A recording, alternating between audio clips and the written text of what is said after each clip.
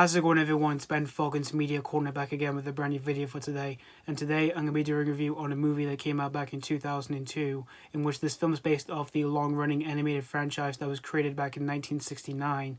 And as you guys can tell from the title of this video, of course, I'm here to review Scooby-Doo. Now, this film was directed by Gosnell, and this was written by James Gunn, who you may know him as, of course, the writer and director of the Guardians of the Galaxy film series, as well as 2021's The Suicide Squad. And this film, like I said, is based off the long-running animated franchise, which is, of course, Scooby-Doo. And this film tells a story where it revolves around this group known as Mystery Incorporated, which it consists of 4 young adults named Fred, played by Freddie Prinze Jr., Daphne, played by Sarah Michelle Gellar, Velma, played by Cardellini, and Shaggy, played by Matthew Lillard. And they have a talking dog named Scooby-Doo, voiced by Neil Fanning. And they reunite after their 2-year disbandment to basically investigate a mystery at this popular horror-themed tropical island resort known as Spooky Island. So that's pretty much the story of Scooby-Doo. Now, with my experience with Scooby-Doo growing up as a young child, I used to watch the original cartoons that was created back in the 60s, which was, of course, Scooby-Doo, Where Are You? I also used to watch various other like Scooby-Doo TV shows that was created back in the days. And when it comes to Scooby-Doo in movies, I have seen a couple of like straight to DVD movies and all that, in which I have grew up with some of them as a kid and all that. Like, I've never seen them all. I've seen a couple of them when I was growing up. And as for this movie, like this movie that I'm reviewing, I used to watch this movie a lot when I was growing up as a kid and all that. And it was actually the very first thing that got me introduced to the whole franchise of Scooby-Doo itself, like with like the various movies and the TV shows and all that. And when I start getting to my film days, when I start checking out, when I start to revisit some of the movies I used to watch when I was a kid, I was surprised with the reviews of what people have said about this film, because for critics, they didn't really appreciate this film that much, and while for audiences, they tend to have mixed opinions on the film. But since I started getting to my film days and all that, and I've rewatched the film and I've rewatched this film over the years, my opinion for this film is still the exact same to this day. Because for me personally, I actually really like this film here, even though I know critics don't really like this film here. But for me personally, I actually think that Scooby-Doo from 2002 is a pretty good movie here. Ever since I've rewatched this film over the years, there has been a few things that don't really hold up that well, like the visual effects in the film, like the monsters that we see in this movie here, they don't really hold up that well or anything like that. But for Scooby-Doo himself, for the visual effects on him, it isn't actually too bad in this film here, since he is mostly CGI throughout the whole film here. And as for the jokes in the film, there are a few of the jokes that don't quite hold up that well, but there still are a few of them that I still find pretty funny in this film here, since I saw this film as a kid. Like, there's some slapstick jokes, and there's a few toilet jokes, like there's burp and fart jokes in the film here.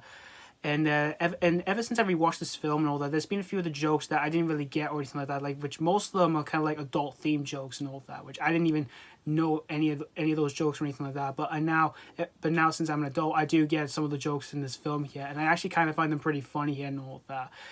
It's ever since I've rewatched this film over the years, I heard an interesting fact that this was originally going to be a R-rated film and all that, and there was going to be a few like adult stuff in the film here, and there are a few of them here in this film here. And while there are a few that didn't really make into the final cut of this film or anything like that, since a few things had to be changed and all that, since this is a film for children here.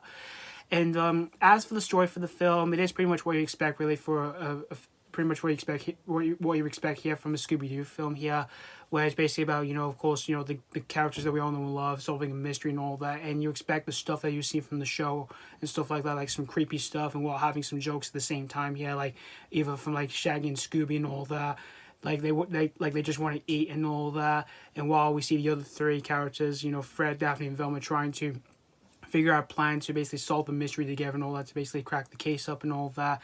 It's pretty much what you expect really here and all that. And as for the actors who are in the film here, I thought everyone, for the most part, did a pretty solid job for their performances here. Like Freddie Prinze Jr. as Fred, I thought he did a solid job for the film here, as well as Sarah Michelle Gellar as Daphne and Cardellini as Velma. But the biggest showstealer here when it comes to the main actors in the film here is definitely Matthew Lillard as Shaggy. Like, he totally stole the whole film here. Like, he does sound like him, and he just looks like him from the cartoons and all that, and I just really love Matthew Lillard throughout the whole film here. And as for Neil Fanning, who voices Scooby-Doo in the film, he did a pretty good job as well. And as for the other actors who are in the film here, like, you've got Isla Fisher, who plays Shaggy's love interest, Mary Jane. She did a pretty solid job in the film here. And Rowan Atkinson, who you may know him as Mr. Bean. He plays this character who he runs Spooky Island, named Mr. Amonivarius. He did a pretty solid job in the film here as well. And everyone else, they did a pretty decent job for their performances here in this film here.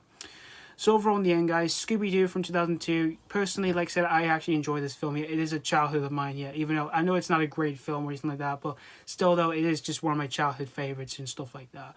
And if you're a massive fan of the Scooby-Doo cartoons and you've never seen this film before, I really recommend you check out this film here for yourselves here. So that's pretty much all I have to say about Scooby-Doo from 2002. I'm going to give Scooby-Doo 3.5 out of 5. Like I said, for me personally, I like this film here, even though I know there's a few critics who don't really like this movie that much here. But like I said before, for me personally, I like this film here since this is a childhood favorite of mine here myself. So yeah, thank you guys so much for watching for my review of Scooby-Doo from 2002. And let me know what you think of this movie if you have seen this already or if you just recently checked out this film. Did you really enjoy this or did you not really like this movie here? As always, thank you guys so much for watching. And this has been Foggins Media Corners signing off.